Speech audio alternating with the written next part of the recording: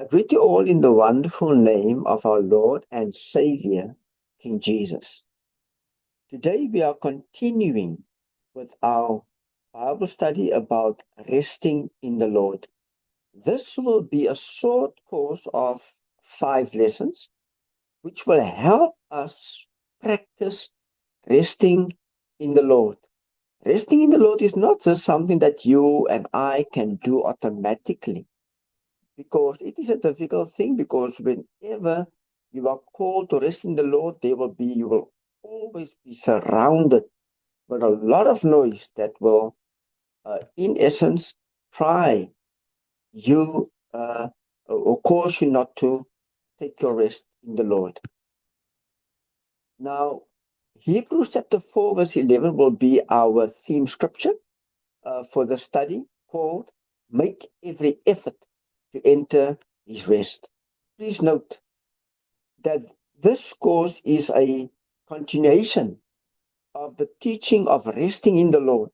So I would urge all those who have not looked at those videos to do so, because those 5 lessons form the basis for what you will receive in this course over the following 5 lessons.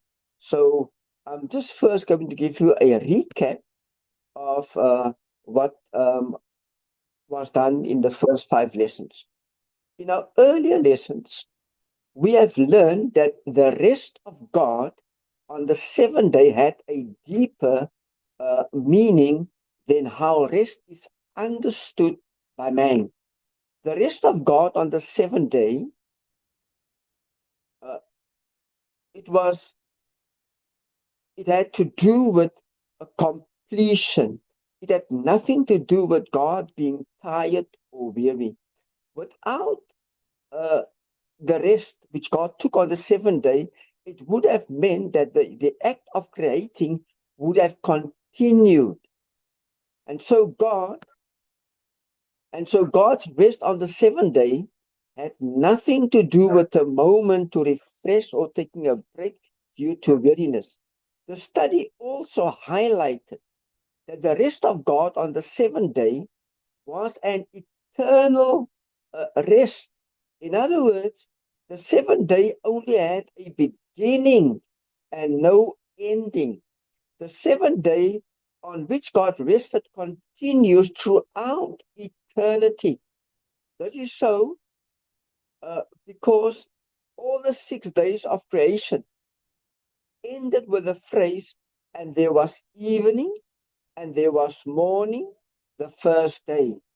And there was evening, and there was morning, the second day, and so forth. However, the second or the 7th day does not have this concluding remark. It had an evening, which was the beginning of the 7th day, and continued through eternity. Therefore, the rest of God is not a 24-hour day. The 7th day on which God rested was a foreshadow of an eternal rest that would be revealed in the future in the form of the Lord Jesus Christ. Then we have also learned that the law of the Sabbath, which was given to the Hebrews, was also given as a foreshadow which would find its fulfillment in Christ. This law of the Sabbath was only meant to continue until Christ came, who is the real Sabbath. This is shown by the teaching of the Apostle Paul, who said in Colossians chapter 2, verse 16 and 17, "Therefore, do not let anyone judge you by what you eat or drink, or with regard to a religious festival, a new moon celebration, or a Sabbath day. These are a shadow of the things that were to come. The reality, however, is found in Christ." So the law of the Sabbath had a deeper meaning. It was never meant to have a permanent or to be a permanent 24-hour significance. Instead, its purpose was to guide the Hebrews to Christ, who is the true Sabbath. And this is referenced in Galatians chapter 3, verse 24, where the Bible says, so the law was our guardian until Christ came, that we might be justified by faith. Verse 25, now that this faith has come, we are no longer under a guardian. The law of the Sabbath was therefore meant to guide the Hebrews to Christ, who would give them true rest, not just for 24 hours, but for eternity. We also looked at Canaan, the promised land, which symbolized another foreshadow that pointed to Christ as being the true Sabbath. And that is found in Hebrews chapter 4, verse 8, where the Bible says, for if Joshua had given them rest, God would not have spoken later about another day.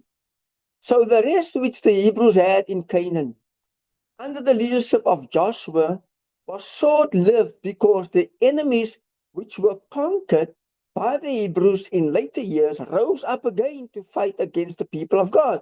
So Joshua also was unable to give the people eternal rest. It was when Christ came that eternal rest became available not only for the Hebrews, but for all those, irrespective of nationality, race, or culture, who would put their trust in him. Christ announced the fulfillment of the Sabbath in him by exclaiming in Matthew 11:28 and verse 29, come to me all you who are weary and burdened, and I will give you rest. Take my yoke upon you and learn from me, for I am gentle and humble in heart, and you will find rest for your souls. For my yoke is easy and my burden is light. And in Matthew chapter 12, verse 8, Jesus emphatically exclaims that he is Lord of the Sabbath. In his own words, he said, for the Son of Man is Lord of the Sabbath day. In other words, he is the one that can dictate the rules of the Sabbath day. As believers, we are compelled or obligated to cease from labor and put our trust in the finished work of Christ.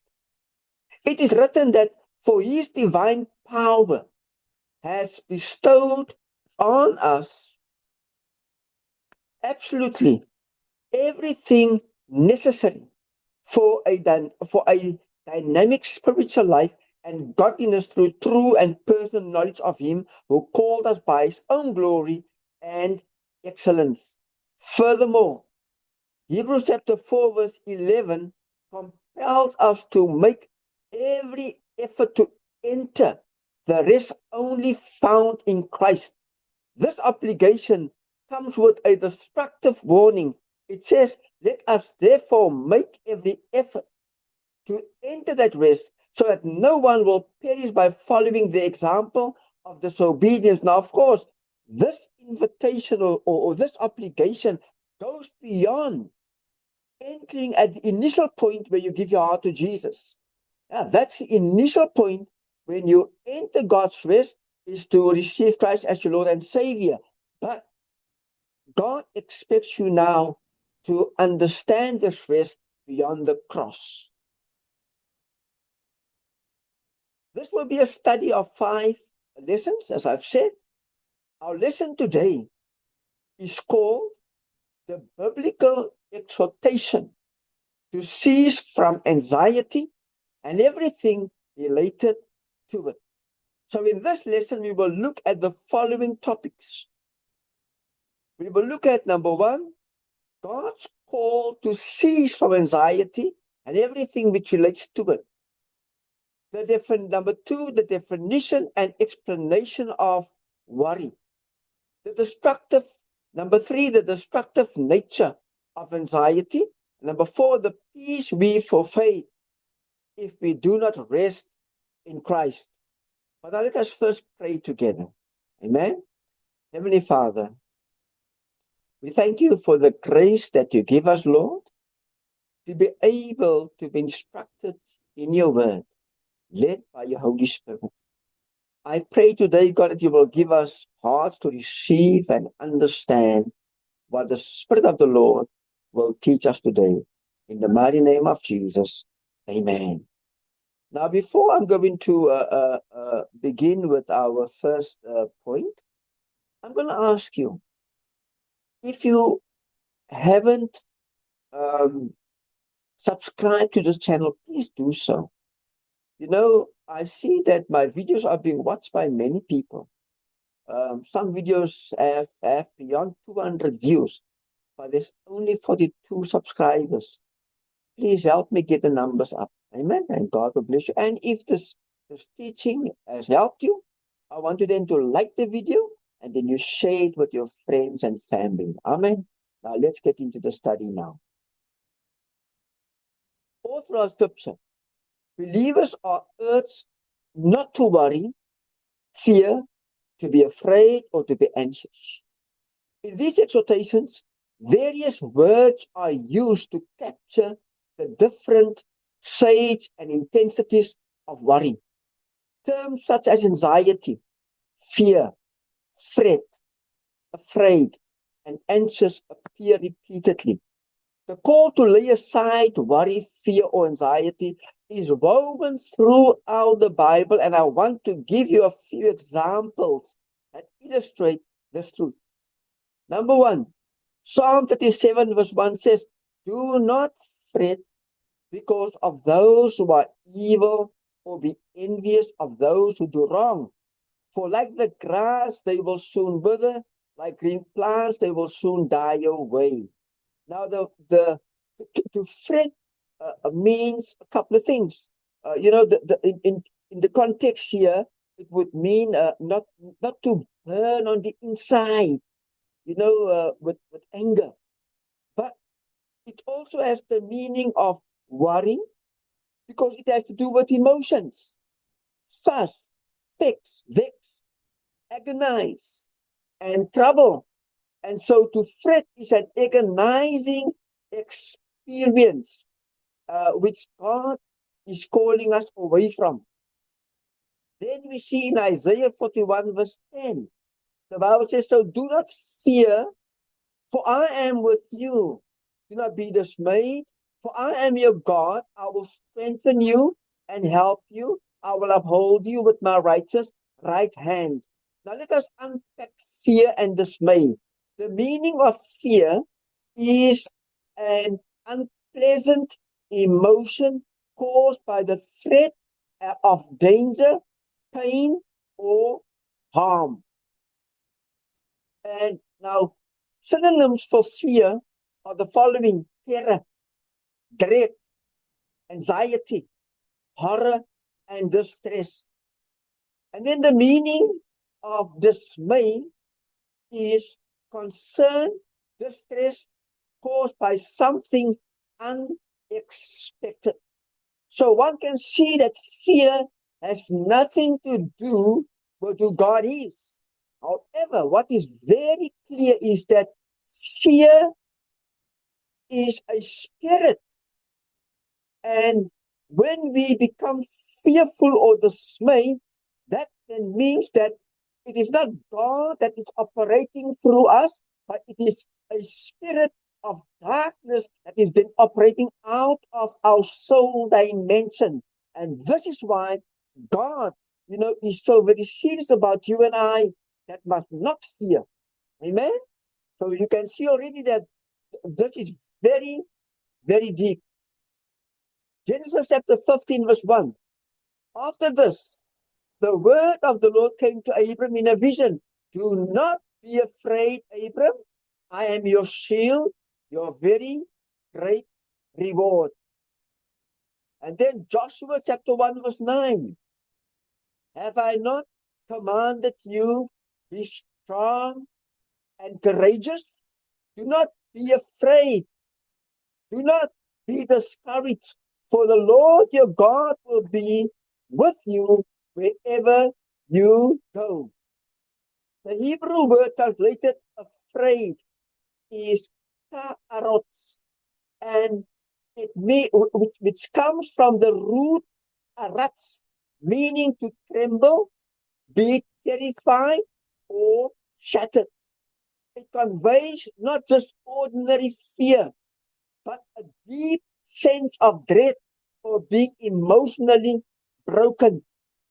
The verse contrasts, do not be afraid and discouraged, with God's command to be strong and courageous, rooted in his promise or the promised presence of the Lord. Then we see Philippians chapter 4, verse 6. It says, do not be anxious about anything, but in every situation, by prayer and petition, with thanksgiving, present your request to God. Now in Greek, the word for anxiety is meri or merim nao, and it means to be anxious, worried, or preoccupied with care, often about future concerns or responsibilities. The Greek verb merim nao originally meant to care or to be concerned about, but in most New Testament contexts, it conveys anxious concern or worry, particularly about possible danger, misfortune, or the uncertainties of life. And that is why, in Matthew chapter 6, verse 24 to verse 34, Jesus addresses that issue. I'm going to read to you Matthew 6, 25 to 34. It says, therefore I tell you, do not worry about your life, what you will eat or drink, or about your body, what you will wear. Is not life more than food, and the body more than clothes? Look at the birds of the air. They do not sow or reap or store away in barns, and yet your heavenly Father feeds them. Are you not much more valuable than they? Can any one of you, by worrying, add a single hour to your life? And why do you worry about clothes? See how the flowers of the field grow. They do not labor or spin. Yet I tell you that not even Solomon in all his splendor was dressed like one of these. If that is how God clothes the grass of the field, which is here today and tomorrow is thrown into the fire, will he not much more clothe you, you of little faith? So do not worry, saying, what shall we eat? Or what shall we drink? Or what shall we eat? For the pagans run after all these things, and your heavenly Father knows that you need them. But seek first his kingdom and his righteousness, and all these things will be given to you as well. Therefore, do not worry about tomorrow, for tomorrow will worry about itself. Each day has enough trouble of its own. So these few Bible verses, which I've just gone through with you, gives us the goals or the aims or the objectives. Why God exhorts us not to be anxious, fearful, worried, or afraid, because all these which he calls us away from is destructive in nature. It has a destructive purpose. It keeps our mind and soul in continuous busyness. It robs you of rest. Amen. This brings us to my second point, which is the destructive nature of anxiety, worry, or fear. On the website of the World Health Organization, under health topics, the following write-up can be found where they say they have concluded that everyone can feel anxious sometimes, but people with anxiety disorders often experience fear and worry that is both intense and excessive. These feelings are typically accompanied by physical tension and other behavioral and cognitive symptoms. They are difficult to control, cause significant distress, and can last a long time if untreated. Anxiety disorders interfere with daily activities and can impair a person's family, social, and school or work life. They say an estimated 4.4% of the global population currently experience an anxiety disorder. In 2021, 359 million people in the world had an anxiety disorder, making anxiety disorders the most common of all mental disorders. Then they continue. Although highly effective treatments for anxiety disorders exist, only about 1 in 4 people in need, that counts to 26 to 27.6%, receive any treatment. Barriers, and this is what I highlight, barriers to care include lack of awareness that this is a treatable health condition, lack of investment in mental health services, lack of trained healthcare providers, and social stigma. Now, I highlighted the fact that the WHO recognizes a few barriers that contribute to many people with anxiety disorders not being on treatment. Now, in the body of Christ, a vast majority of God's people are unaware that worry, anxiety, and so on can be quieted. It can be destroyed. Okay? And this is so because they are also unaware of the destructive nature of anxiety, fear, and worry. They don't know the roots of it. The roots of anxiety, fear, and worry is darkness, and these are spirits. These are evil spirits whose intent is to destroy you. They choose to live with these destructive emotions due to ignorance of God's complete plan of salvation. Jesus did not only die for our sin, he died so that all people can be saved or rescued from all the destructive weapons of the powers of darkness. Therefore, it is important to know what anxiety, fear, and worry is. Having knowledge of these destructive emotions will motivate the believer to try to rest in Christ, which is the same as resting in the promises of God.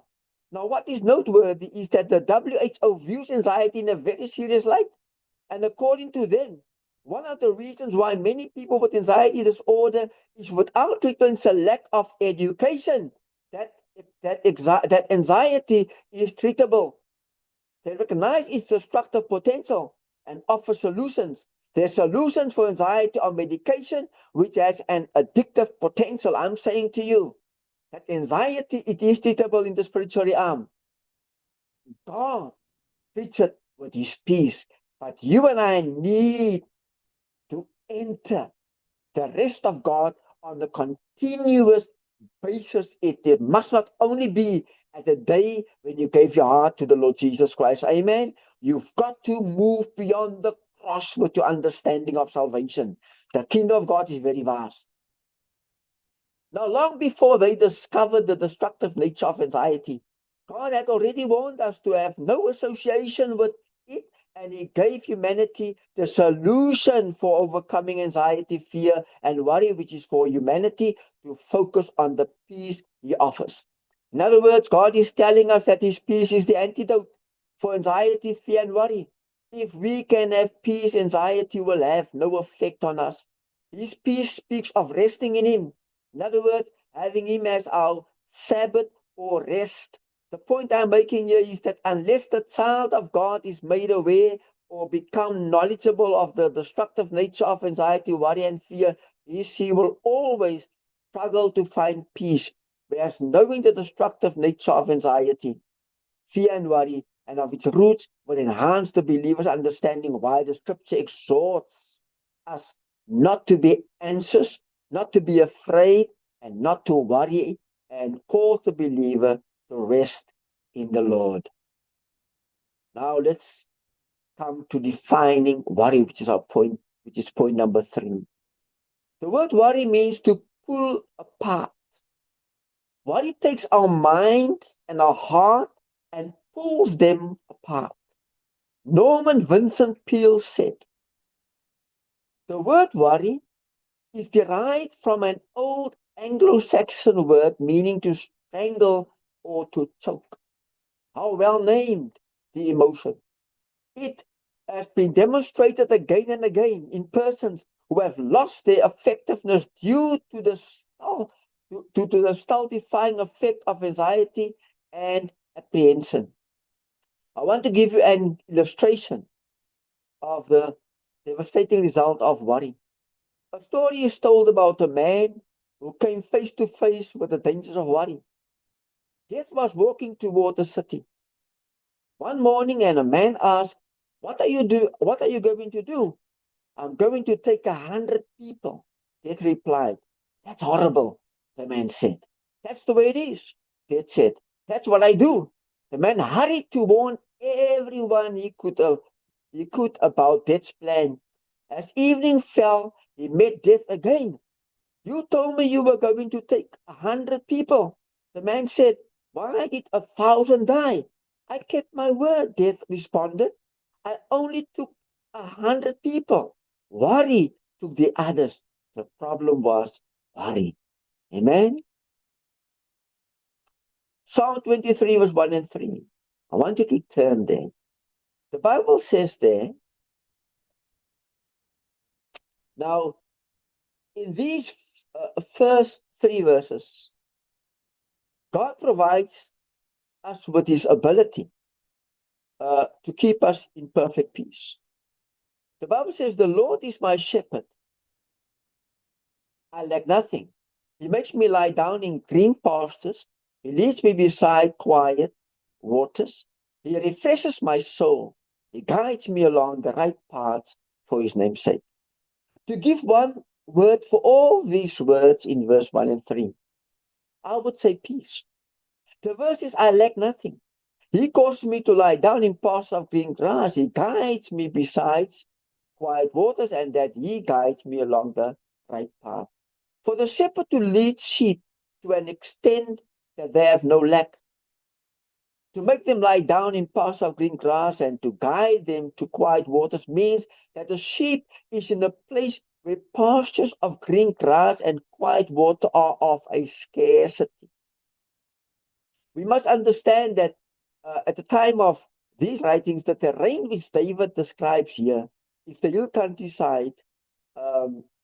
So obviously, to find safe places with green grass and places where quiet waters flow for the sheep will be hard to find.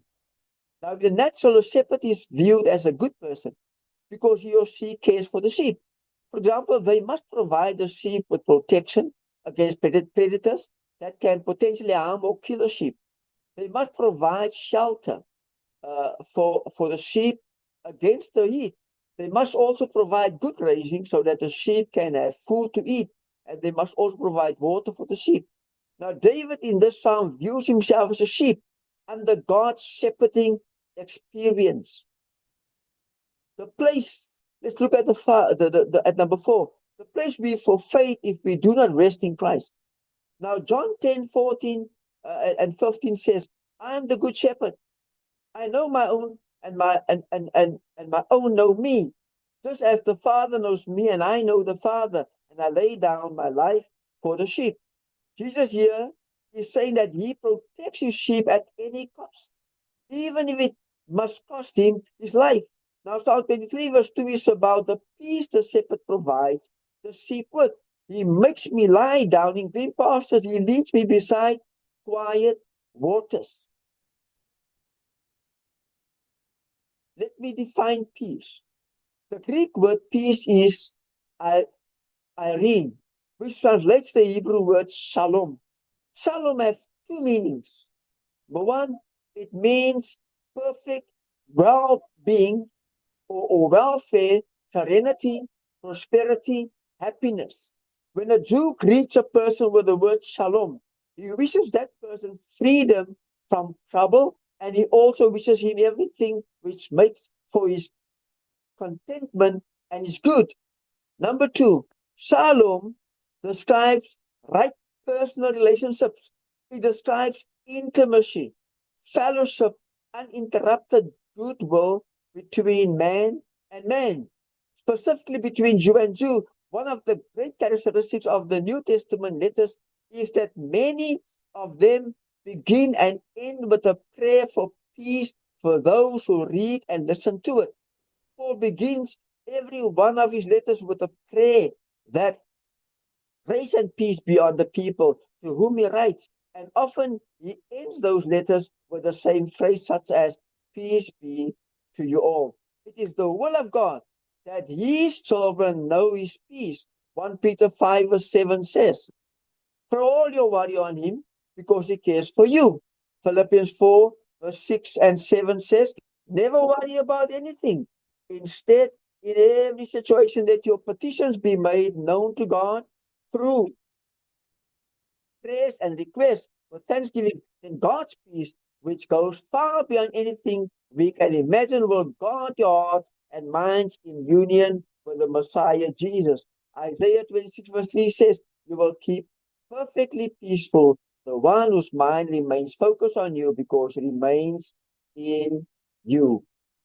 My concluding remarks is, because God does not want us to be pulled apart, he provided a Sabbath for us in the form of Jesus Christ. Matthew 11:28-30. Come to me, all of you who are weary and loaded down with burdens, and I will give you rest. Place my yoke on you and learn from me, because I'm gentle and humble, and you will find rest for your souls, because my yoke is pleasant and my burden is light. Resting in Christ is not optional for the kingdom citizen. To enter God's rest requires faith, and it is only faith that pleases God. The kingdom citizen can only honor the Sabbath, which is Jesus Christ, and not the 24-hour Sabbath day. If he or she enters God's rest, his rest is entered in a practical sense when the kingdom citizen finds he is at peace in Christ while surrounded by trouble. This is a call for the kingdom citizen to practice his peace. Amen. Now for the quiz. True or false? God has explained to us why we must worry. Please forward your answers to 081 483 1047.